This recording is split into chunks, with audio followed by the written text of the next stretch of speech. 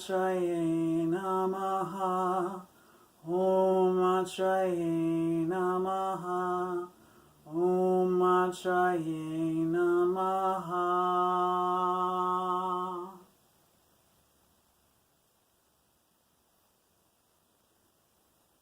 Blessings, greetings, good evening. I'm here to talk to you tonight about Matra. She's a lunar goddess. She's an aspect of Kali. She's the goddess, the Nitya of self-knowledge. And she appears to us once a month, 13 nights after the full moon. So if you can imagine this evening, or maybe you're listening to this on the 13th night after the full moon, the moon is waning and it's getting smaller and smaller, and it's almost new. But it's not new because we're in the energy of waning, which is the energy of rejuvenation, relaxation, introspection. Very different than the new moon energy of manifestation and intention setting. We're here regrouping in the waning moon. And Matra, this goddess, this aspect of Kali, is very blue. She has blue paste on her skin. She's painted in blue. She connects to that Nila, the blue aspect of Kali. And she's fierce because she's a Kali goddess. She's sitting on a corpse in her iconography. So she's sitting on a body. So she's victorious. She's defeated something. She defeated others, or maybe the corpse is a representation of herself or a side of herself, which means ourself, right? Because we're one with the goddess. So she's sitting on this corpse in victory. And she holds a skull bowl. So that's a bowl made out of a skull that you can drink from. I always think of that symbol as connecting us to our past, to our ancestors, to our innate nature. She has scissors, which are very small, precise tools for introspection and self-knowledge. Right? We're cutting through things very, very carefully when we're looking at ourselves when we're using scissors. She also has a sword, so that is a big implement of transformation and destruction. And she also holds a severed head. So this knowledge, this head, the manas, the mind, she's carrying that.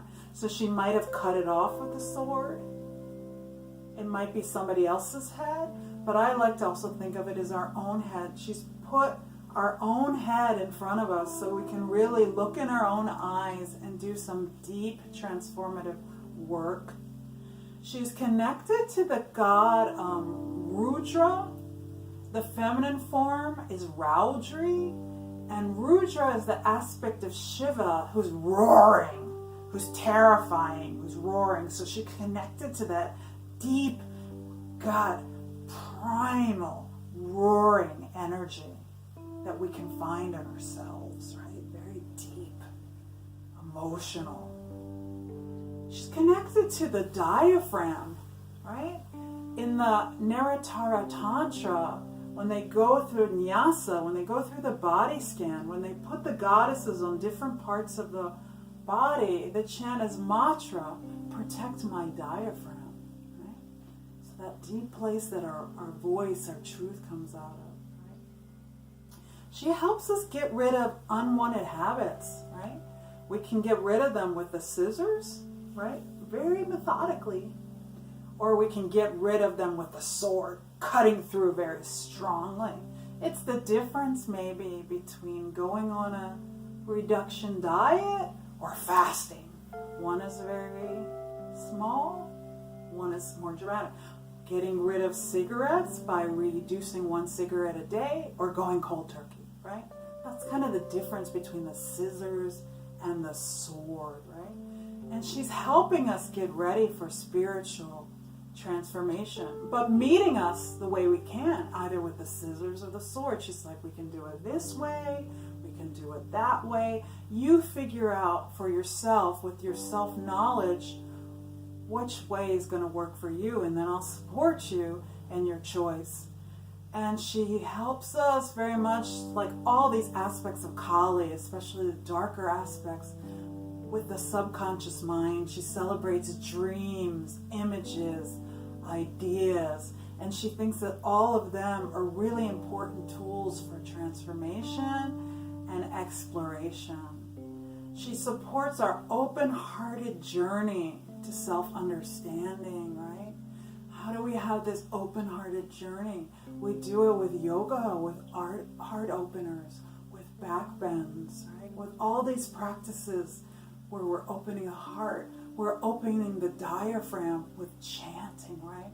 And she wants us to get in touch with these aspects, even quiet meditation, chanting mantra internally, are practices that she supports for self-knowledge, because of course she's connected to the roar, she's connected to the diaphragm, and she's connected to the subconscious mind, okay? Let's chant her mantra. Let's chant her name. Let's connect to her by chanting Om Matra Namaha. And what I used Kali Mudra, fingers interlaced, index finger extended at the third eye to get to this self-knowledge, Kali Mudra, and chanted her name, Om Matraye Namaha. Let's do it 3 times. Om Matraye Namaha. Om Matraye Namaha. Om Matraye Namaha. And then let's close with the Bija Mantra Cream, K-R-I-M or K-R-E-E-M. It's the mantra that grants all spiritual faculties and powers, right? It awakens and purifies the subtle body. So we'll chant Cream and we'll point to the throat. We'll take this Kali Mudra we had at the head. Now we're going to point it to the throat and we're going to chant Cream. A deep inhale and exhale Cream. Deep inhale. Cream.